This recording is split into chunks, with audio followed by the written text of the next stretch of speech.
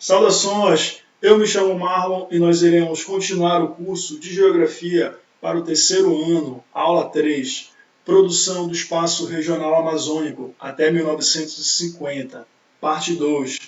Muito bem, a nossa aula está organizada em 4 partes. Inicialmente, você tem que entender o processo de adesão da Amazônia à independência do Brasil. Na segunda parte, você precisa analisar o movimento da carbonagem e os conflitos decorrentes. Na sequência, a economia da borracha, o seu crescimento e a sua crise. E, finalmente, o ciclo da borracha, que é chamado de segundo ciclo, que vai acontecer durante a Segunda Guerra Mundial. Perfeito? Então, essa é a nossa aula de hoje. Muito bem, você tem que entender inicialmente que a Amazônia, o Brasil colônia, ele estava organizado basicamente, turma, em 2 partes. Olha só, o estado do Grão-Pará, perfeito, pegando toda essa região norte, né, praticamente aqui, olha só, o estado do Amazonas, do Pará, tudo era só o estado do Grão-Pará, Amazônia. E o estado do Brasil, que era o restante da colônia, né, depois se tornou um país independente, um império. Perfeito? Então, o Brasil estava dividido em 2 estados. O que vai acontecer? Com a independência do Brasil, que você sabe que aconteceu em 7 de setembro de 1822, o país se tornou, né, autônomo, um império, não mais aquela colônia. E com isso, muda o sistema de gestão, né? O Brasil passa a ser um império autônomo. Porém, turma, como essa colônia estava organizada em 2 estados, né, muitas vezes esses estados não se comunicavam entre si. Isso porque, aqui no estado do Grão-Pará, as relações estabelecidas eram muito mais com Lisboa, né? Você se relacionava, por exemplo, aqui de Belém ou de Manaus, São Luís, diretamente com Lisboa, na compra e na venda, e deixava de se relacionar com quem? Com o Rio de Janeiro, Salvador, com o estado do Brasil, porque não havia comunicações terrestres intensas, como rodovias, estradas, etc. Então, turma, era muito mais fácil você sair de Belém e comercializar lá com Lisboa, com Portugal, de São Luís, também de Manaus, do que você sair de Belém e ir para Salvador, né, para o Rio de Janeiro. Isso gerou uma demora para o processo de adesão à independência. Então, olha só, o Brasil se tornou independente, né, o Estado do Brasil. Porém, o Estado do Grão-Pará demorou um tempo. Ele só foi aderir em 1823, né, portanto, praticamente um ano após o Estado do Grão-Pará passou a aderir à independência do Brasil. Era um Estado autônomo vinculado a Portugal. E isso você precisa entender claramente que a elite local estava muito mais vinculada com Lisboa do que com a elite do estado do Brasil ali, né? A Amazônia vinculada muito mais com a Europa, perfeito? O que vai acontecer que em 15 de agosto o Império do Brasil, ali aquele estado do Brasil, Rio de Janeiro, Salvador, perfeito? Ele vai enviar uma embarcação chamada de Briga de Guerra do Maranhão, que ele vai avançando para negociar, impor, de certa maneira, o processo de adesão do estado do Grão-Pará, né, da Amazônia, à independência do Brasil. O que vai acontecer? Olha só, ele vai mandar intimidar, né, colocar inclusive aqui, olha só, um grande militar, né, John Griffin, inglês, ele vai ter o navio Briga de Guerra, e vai intimidar aí para esse processo de adesão. Na prática, o que vai acontecer? As elites locais, ali, os políticos, irão aprovar praticamente por unanimidade a adesão do Pará. Por quê? Eles irão manter os seus territórios. Olha só, o Império do Brasil coloca assim, vocês têm que aderir à independência do Brasil, vocês têm que se tornar Brasil. Caso contrário, vocês não terão mais suas terras, né? A gente vai brigar, vai ter derramamento de sangue. Então os políticos permaneceriam então com as suas terras. E para eles foi mais vantajoso então se vincular ao Estado do Brasil, à independência do Brasil, perfeito? Claro, eles iam manter as suas terras. Porém, toma esse pacto, né, entre a elite local ali com a elite imperial do Brasil, formando a nação, né, manteve condições de exploração, isso você não pode esquecer, de exploração, de dominação dessa elite comercial, política, contra a população pobre, contra o índio, o negro africano, perfeito, o mestiço, que era explorado por essa elite local. Isso vai gerar revolta, vai gerar insatisfação, né? Todo mundo esperava que esse processo de adesão fosse realmente tornar libertos, né? Da liberdade ao povo local amazônico, mas não, trouxe ainda mais exploração, manteve condições. E em 1855, um movimento explodiu na Amazônia, que é o movimento cabano, a cabanagem, turma. Isso é muito importante, o movimento de revolta da população local, tá? Imbuída aí por sentimento de liberdade, de direitos iguais contra a escravidão e a exploração. Olha só, levou esse nome de cabanagem porque os seus integrantes viviam em cabanas, perfeito, turma? As grandes cabanas, e levou então esse nome de movimento de cabanagem. O que você tem que saber desse movimento? Que ele chegou ao poder, turma, foi articulado com alguns intelectuais, né? Eduardo Angelim, você vai encontrar alguns políticos locais, Batista Campos, que irão conduzir com a população local formada por índios, né, negros africanos, mestiços, ao poder, né, assumir um poder de gestão aí dessa unidade territorial, perfeito? E aí você vai encontrar um movimento que ascendeu ao poder, ficou, permaneceu, mas foi duramente reprimido. Os seus líderes, infelizmente, traíram, né? O movimento da cabanagem, houve traição, um conjunto de fatores, mas eles chegaram a proclamar, né, a independência da região. Olha só para você ver a força do movimento cabano, né? Um movimento muito forte, muito impositivo ali das revoltas populares sobre a dominação lusitana, né, imperial brasileira depois. Perfeito? Então, esse foi o movimento da cabanagem, um movimento de resistência, que a população vai dizer não, a população pobre Amazônia, à exploração, tanto do Império, né, quanto a uma exploração maior de Portugal, perfeito, dos portugueses ali. Bom, só que a Amazônia vai começar a mudar o panorama aí. Você sabe que esse movimento da cabanagem foi até 1840.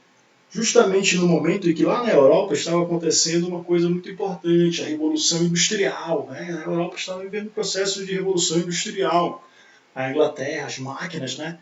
A construção do automóvel, etc. E os olhos do mundo irão se voltar para a Amazônia. Né? Já a Amazônia pertencente a quem agora? Pertencente ao Império do Brasil, perfeito? Depois a República. E aí você vai ter um movimento muito forte na Amazônia. Uma dinâmica que vai mudar toda a composição socioespacial dessa região, tá certo? Com marcas que nós temos ainda hoje. Verifique que lá na Europa havia um processo de produção de mercadoria em série, né? Revolução industrial, capitalismo industrial. E eles demandavam o que, turma? Demandavam uma matéria-prima que na Amazônia nós tínhamos aqui em abundância. Qual é essa matéria-prima? A borracha. Claro, a borracha, o látex, que vem lá da Hevea brasiliense, turma. Perfeito? Olha só, essa borracha aqui, ela é a matéria-prima dentro do processo produtivo industrial, porque ela serve para os pneus, né? Olha só, o carro era o símbolo da modernidade na Europa, né? O que movimentava esse carro aí? Que o pneu, perfeito, borracha.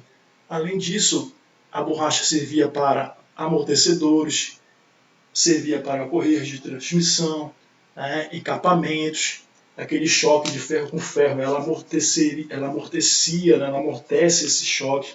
Então a borracha é fundamental no processo industrial.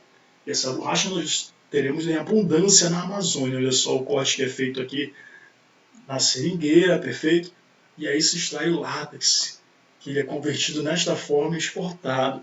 Isso em 1840, 50, 60, 80, 90, 1800, perfeito, turma? Olha só o período da borracha aí, áureo, período de ouro, período grande da borracha na Amazônia. vai trazer implicações severas, né, para o território amazônico. Olha só as principais implicações. A primeira, uma grande migração nordestina, turma. Os nordestinos irão migrar em grande peso, né? 300, 500 mil, meio milhão de nordestinos vindo para a Amazônia exatamente para trabalhar na extração do látex. Perfeito? Olha só, crescimento demográfico absurdo na Amazônia. O olhar do mundo estava para a Amazônia. Isso gerou também a incorporação do Acre ao Brasil. O Acre pertencia à Bolívia. Mas o que acontecia no Acre? Você tinha aqui, olha só, nessa imagem, uma região em que você encontrava a borracha mais nobre, que tinha maior valor agregado lá na Europa, perfeito? Pela sua composição química. Então, e física, né? Você vai ter, de repente, mais brasileiros indo para o Acre do que bolivianos. Perfeito? Você vai ver um movimento muito grande de brasileiros lá no Acre. E, mais na frente, o Brasil, com o dinheiro da borracha, né, claro, irá negociar a compra do Acre, perfeito? Que era da Bolívia e passa a ser do Brasil, né, da República lá na frente, perfeito? Do Brasil. Bom, grandes lucros, né? Não tenha dúvida, a borracha vai gerar grandes lucros, rivalizando com o café, né? Chegar um momento que a borracha vai se igualar ali para ver qual produto rendia mais divisas para o Brasil, né? Café ou borracha? Era o top, né, do Brasil, a borracha, perfeito? E toda essa riqueza foi materializada em dois pontos principais, Belém e Manaus. Olha só aqui, ó. Belém e Manaus, que tiveram, por exemplo, seu embelezamento urbano, fazendo inveja para cidades como Nova York, turma, e até mesmo a capital, Rio de Janeiro, aqui no Brasil. Chegando, por exemplo, iluminação pública em Manaus, em Belém, primeiro ou simultaneamente com Nova York. Né? Qual é a cidade mais importante naquele momento ali das Américas? Né? Estava entre Belém, Manaus, Nova York, Rio de Janeiro ali. Né? Novidades que chegavam em Belém, não chegavam nem no Rio de Janeiro nem em Nova York, né? Livros, etc. Tá. Então é a elite da borracha. Né? Lá tinha também os portos de escoamento dessa borracha para a Europa, para onde elas iriam, por exemplo, ser escoadas, vendidas, perfeito? As casas aviadoras, que eram esses espaços que você vai ver, que fazia a comercialização, ficava em Belém, em Manaus, fazia a comercialização da borracha com os europeus. Enfim, trouxe uma riqueza concentrada ali em Belém, Manaus, Teatro da Paz, Teatro Amazonas, um conjunto de ruas, João Alfredo, comércio, olha só aqui as madames com boné. Parecia a Europa, Paris era a Amazônia, perfeito, turma? Só que esse sistema era cruel, foi o sistema de aviamento que a gente chama. Cruel por quê? O trabalhador nordestino que ralava, suava a camisa lá na floresta, ficava doente, trabalhava no corte, penando ali para a extração do látex, do suco, perfeito? Esse trabalhador nordestino, ele alimentava o sistema e era o que menos ganhava. Sofria doenças e ganhava praticamente nada. Por quê, turma? O sistema era chamado de aviamento. Um sistema cruel que envolvia três, digamos assim, sujeitos, ou três elementos. Primeiro são as casas aviadoras, lá em Belém, né, que controlava toda a cadeia produtiva, em Belém e Manaus, que exportava a borracha. Essas casas aviadoras exportavam a borracha, então elas que ganhavam dinheiro lá dos europeus, perfeito? Mas existia também os seringalistas, que eram, olha só, os donos dos seringais lá na floresta, perfeito? Tinha o barracão dele, eram os donos dos seringais. Eles vendiam o que, turma? Eles vendiam essa borracha que era coletada para as casas aviadoras. Mas você vai ver que essa venda era meio complicada. E, por fim, você tinha os seringueiros. Quem eram os seringueiros? Eram os caras dos trabalhadores nordestinos, né? Humildes, que vinham na esperança de ter uma vida melhor na Amazônia, o que não encontraram, muito pelo contrário. O que acontecia nesse sistema de aviamento? Quando o trabalhador seringueiro chegava na Amazônia, ele chegava endividado, devendo a passagem dele, não tinha dinheiro para se alimentar, então ele já tinha uma dívida que era controlada pelo seringalista ali. Estava endividado. Então como é que ele pagava essa dívida? Extraindo borracha. Extraía borracha. Só que essa dívida era controlada para nunca acabar. O seringalista ali, Ele anotava tudo de maneira que superfaturava aquela dívida e ela nunca acabava. Mas assim, o que o seringalista fazia? Ele não produzia alimentos, ele não tinha alimentos para alimentar o seringueiro. Então, quem é que mandava esse alimento? Carne, né? Leite, café. Quem mandava eram as casas aviadoras, olha só. As casas aviadoras iam com embarcações e mandavam esses alimentos, esses mantimentos para os seringalistas, mandavam fiado, né? E recebiam em troca o quê? Recebiam em troca a borracha. Então era um sistema basicamente que sem dinheiro. Só quem via dinheiro eram as casas aviadoras, que era o dinheiro dos europeus, e um pouco ali os seringalistas. Porque os seringueiros mesmo, praticamente eles não viam nada. Eles estavam mergulhados em dívidas, um sistema penoso, cruel, que foi o sistema de aviamento. Perfeito? E aí gerou esse contraste que você observa claramente na foto. O luxo, né, a Belle Époque, a imagem, por exemplo, do progresso europeu francês, né, a medida do progresso na época, você via isso na Amazônia, nas ruas de Belém e Manaus, na cidade, contrastando com a vida sofrida do seringueiro, né, sem luxo algum, imbuído de dívidas e doenças na floresta, né, ao longo dos rios, aí na várzea, onde eles encontravam então a própria seringueira, a Hébria brasiliense. Gerou uma crise, esse sistema se esgotou, né? Esse sistema se esgotou, tendeu a se esgotar no momento em que houve uma grande concorrência asiática, certo? Os asiáticos resolveram produzir borracha em série, uma atrás da outra, né? Houve também aí a biopirataria, né? Transferência de sementes da Amazônia lá para a Ásia. Eles plantaram de maneira, o que, turma? Ordenada. Muito mais fácil para você coletar. Na Amazônia, essa borracha era espalhada, né, pela floresta, pelos rios. Lá não. Na Ásia, eles plantaram de maneira ordenada. E aí teve uma grande produção, de tal forma que era uma borracha sintética, depois lá na frente, né, eles começaram a produzir, e isso gerou a crise da borracha na Amazônia, essa concorrência, essa competição. Eles conseguiram vender mais barato lá. E olha só, nesse sistema, turma, a borracha que estava parecida com o café aqui, ó, em termos de exportação, rivalizando, começou a cair. Cair a venda das borrachas, porque se consumia muito mais borracha asiática do que borracha da Amazônia. E, diferentemente do que aconteceu com o café no momento da crise, né, o que foi que aconteceu aqui? O governo imperial brasileiro, o governo central, ele não desenvolveu uma política para sustentar o preço da borracha, né, uma política de sustentação do preço da borracha. O que ele fez isso lá com o café, né? Quando o café estava em crise, o governo central brasileiro, imperial e república, esse governo sustentou o café. Tá? Tinha o interesse do governo central brasileiro, muito ligado ali no Sudeste. Já na Amazônia, as elites não conseguiram isso, né? O governo central brasileiro não deu a mesma importância. Enfim, o resultado foi a crise da borracha. Você ainda vai ter algumas experiências, como a vinda de Henry Ford para a Amazônia, para tentar plantar na Amazônia a borracha de maneira ordenada, de forma sequencial, mas não vai dar certo, né? Ele vai tentar fazer isso, esse projeto em Belterra, né? A chamada Fordlândia, olha só, que você encontra hoje somente os resquícios, né? As casas de madeira, todas bonitinhas, as vilas operárias ali de Henry Ford, que não foi para frente esse grande projeto. Isso, cidade fantasma, digamos assim, as pessoas vivem lá. Você vai encontrar ainda resquícios, como hidrantes, cidades ali parecidas com aquelas cidades americanizadas, né? Vilas americanizadas de cinema que a gente observa, tá bom, turma? Então eu quero que você entenda que na sequência, né, com a crise da borracha, por incrível que pareça, o seringueiro, o trabalhador nordestino, ele passou a viver muito melhor com a crise da borracha. Por que, professor, muito melhor? Porque, olha só, aquele seringalista ele passou a não ter mais condições e abandonou o barracão.